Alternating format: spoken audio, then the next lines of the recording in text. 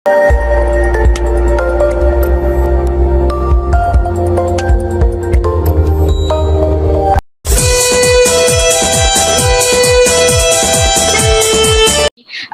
मैं आपकी ज़ोरदार तालियों के बीच में इनवाइट करने जा रही हूँ मुकेश भाई साहब, जिन्हें मैं मुकेश कोठारी सर, मैं बहुत प्यार से उन्हें मुकेश भाई साहब बुलाती हूँ। मेरे बड़े भाई हैं, उनकी बिटिया को अंजलि को मैं यहाँ पर इनवाइट करने जा रही हूँ। आपकी ज़ोरदार तालियों और आपकी ज़ोरदार आशीर्वाद के बीच में कि अंजलि आए और अपनी दिल की बात हमारे साथ शेयर करें।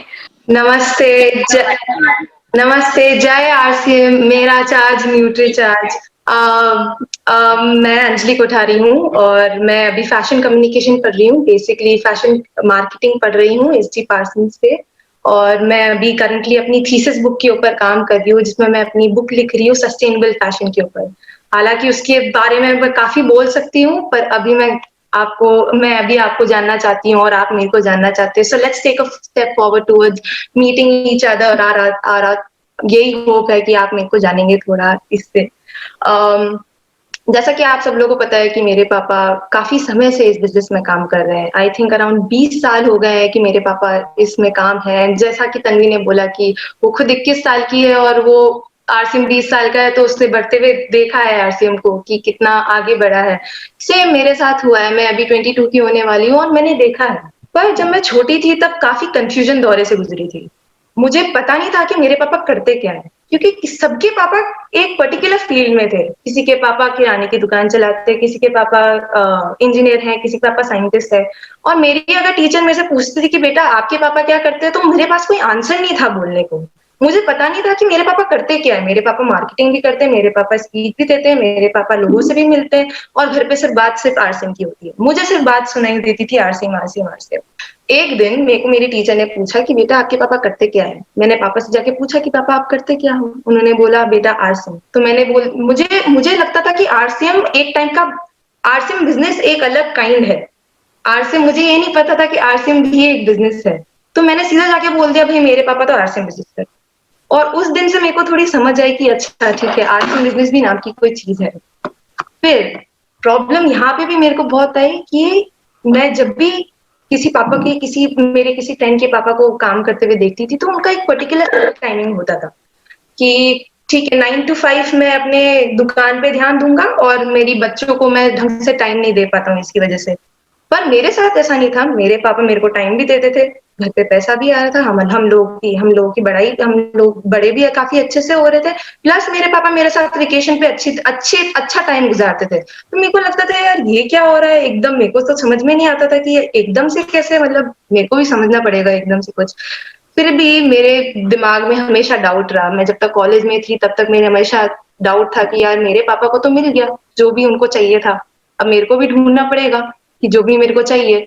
तो मेरे को लगा कि अब जो जिसमें मेरा इंटरेस्ट फैशन में है, तो मेरे को फैशन कॉलेज ज्वाइन कर लेना चाहिए और फैशन में आगे जॉब करनी चाहिए। बात चली, फर्स्ट इंटर्नशिप मेरी आई और मेरी फर्स्ट इंटर्नशिप थी as a graphic designer. Graphic designing की जब मैंने नौकरी की एज एन इंटर्नशिप की, मेरा चालू होता था सुबह 8 बजे से लेके और वो मेरे को 6 बजे छोड़ते थे शाम में। और मैं इतनी परेशान हो गई थी क्योंकि मैं सोशल बटरफ्लाई हूँ। मेरे को लोगों से मिलना अच्छा लगता है, मेरे को लोगों से बात करना अच्छा लगता है। और यहाँ पे मैं इस टाइम की वजह से मैं इतनी बाउंड हो गई थी कि मेरे को सिर्फ काम करना है, जहाँ पे मैं भी अपनी नहीं चला सकती, जहाँ पे मैं जो चाहती हूँ वो भी नहीं कर सकती। तो एक मैं उस बाउंड्री में फिक्स्ड हो गई थी। मुझे लगा कि यार चलो ये शायद एक फर्स्ट इंटर्नशिप ही है, सारे कॉर्पोरेट वर्ल्ड ऐसे नहीं होते, सारे ऐसे नहीं होंगे। सेकंड इंटर्नशिप में इससे भी बहुत ही ज्यादा वर्क आ गया। मेरी कुछ भी नहीं मैं चला सकती थी, कुछ भी जो भी मैं चाहती हूँ वो मैं नहीं बोल सकती। मेरे को बस इंस्ट्रक्शन दिए जाते हैं और मेरे को वैसा करना चाहता है। ऐसे ही करते third internship, fourth internship, six 10th internship कब हो गई पता ही नहीं चला। तब समझ में आ गया। और क्योंकि बिकॉज मेरे पापा ने कभी मैंने मेरे घर पे भी ऐसा 9 to 5 जॉब का सिस्टम नहीं देखा। और तब मेरे को समझ में आ गया कि ये मेरा इंटरेस्ट नहीं है।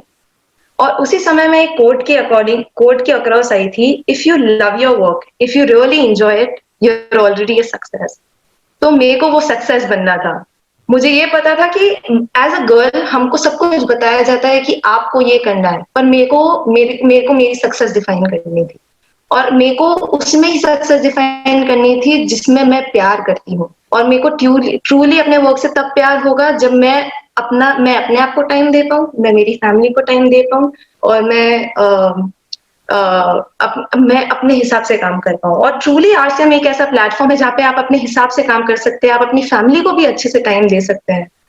यहाँ पे आज मैं मेरे पापा का एग्जाम्पल दे सकती हूँ काफी अच्छे से, कि आपके सामने है सब कुछ, कि आज भी इतना काम, इतना बड़ी टीम होते हुए भी हमारे पापा हमको इतना टाइम दे पाते हैं।